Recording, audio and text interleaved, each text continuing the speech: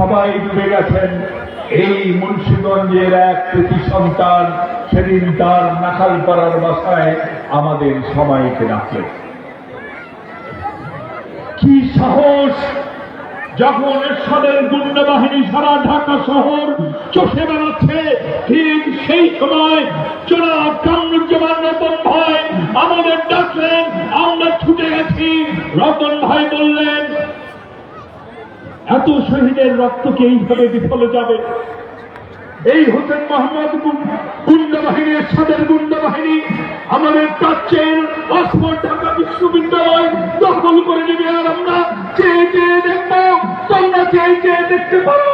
আমি কামরুজ্জামান রতন একা হলেও আমি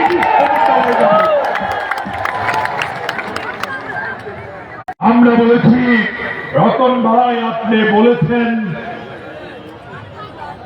যদি জীবন যায় শুধু আপনার জীবন যাবে না, আমরা আপনার ভাই, সেদিন কামরুজ্জামান রতন ভাই সেদিন ঢাকা বিশ্ববিদ্যালয়ে সেই সহযোদ্ধাদের, তার সহযোদ্ধাদের নিয়ে ওই গুন্ডা বাহিনীর সেই আস্তানায় উপর যদি উনি অগ্রসর হয়ে না যেতেন,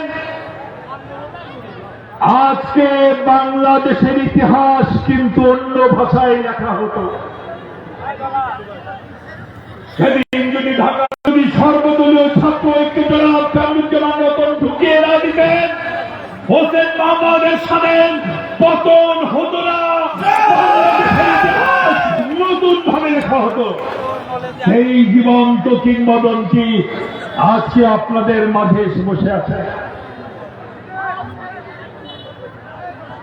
ভাই আমার, এরকম বহু মিটিং এ রতন ভাই বহু নেতাকে পরিচয় করিয়ে দেয়, বহু ছাত্র নেতাকে জনাব কামরুজ্জামান রতন পরিচয় করে দিয়েছেন, কিন্তু কখনো ভাবি নাই সেই কামরুজ্জামান রতন ভাই একদিন তাকে এরকম একটি পরিচয় করবেন, এরকম একটি ধানের শীষের মিটিংয়ে উনি নিজেই প্রার্থী হয়ে দাঁড়াবেন, এটি কখনো ভাবি নাই।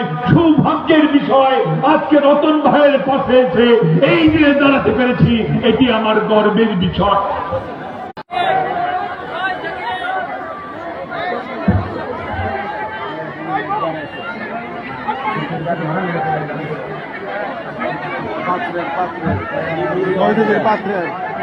সংগ্রামী ভাইরা, সংগ্রামী বোনেরা,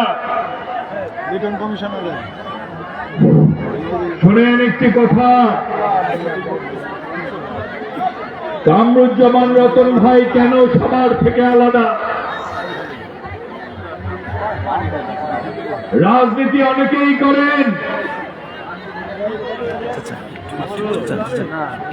কিন্তু সবাই কিন্তু সাহসী হতে পারেন না।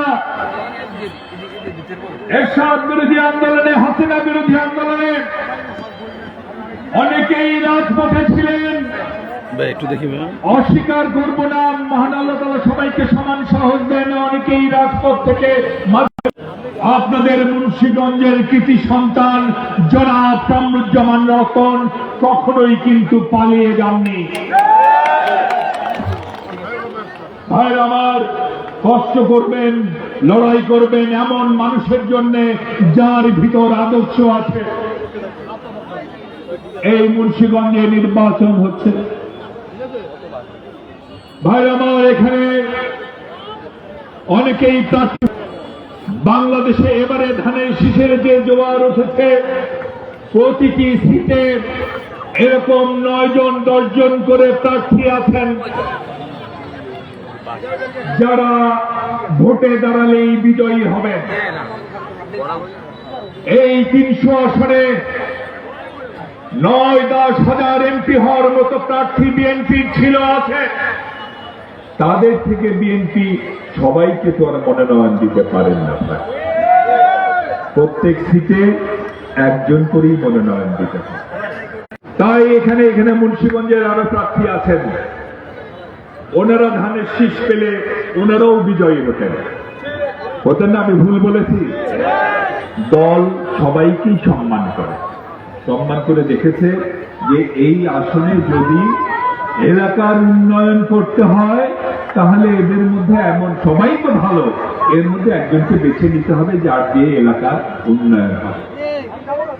আমাদের চেয়ারম্যান জনাব তারেক রহমান দেখেছেন, আপনাদের এলাকার উন্নয়ন করতে হলে এমন মানুষকেই দেওয়া উচিত। আমি জানি সবাই ভালো, সবাই জিতবে, সবাই জনপ্রিয়, কিন্তু এমন একজন মানুষকে দিতে হবে যিনি এলাকার উন্নয়ন করতে পারবে। আপনাদের বলে যাই, আপনাদের সন্তান জনাব কামরুজ্জামান রতন শুধু কথা বলেই শেষ করবেন না, উনি কাজ করবেন।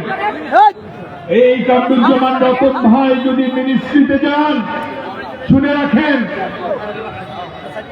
এমন কোন সেক্রেটারি নাই যিনি নিজের চেয়ার ছেড়ে উঠে রতন ভাইকে বলবেন, রতন ভাই আপনি এসেছেন, আপনি আমার চেয়ারে বসুন। আপনাদের এলাকার অনেক সমস্যা আছে, থাকতেই পারে, আমার উপর বিশ্বাস রাখুন।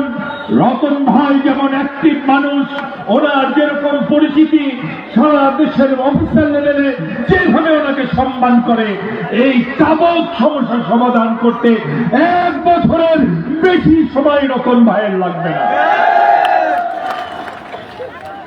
এবার হয়তো রতন ভাই আপনাদের কাছে ভোট চাইছেন, বলছেন আমাকে ভোট দিন। আগামীতে রতন ভাইয়ের ভোট চাইতে হবে না। আপনারা হয়তো বলতে পারেন, এটা কেমন কথা ভাই, উনি কি একবারের জন্যই দাঁড়ালেন? না, আগামীতে রতন ভাইয়ের ভোট চাইতে হবে না। এর কারণ এমপি নির্বাচিত হওয়ার পর রতন ভাইয়ের জন্য ভোট চাইবে। রতন ভাইয়ের প্রতিষ্ঠিত স্কুল, কলেজ, মাদ্রাসা রতন ভাইয়ের জন্য ভোট চাইবে। রতন ভাইয়ের তৈরি করা ব্রিজ, কালভার্ট রতন ভাইয়ের জন্য ভোট চাইবে। আরো অসংখ্য প্রতিষ্ঠান যা রতন ভাই 5 বছরে করতে পারবেন, প্রত্যেকটি প্রতিষ্ঠান রতন ভাইয়ের হয়ে আপনাদের কাছে ভোট চাইবে।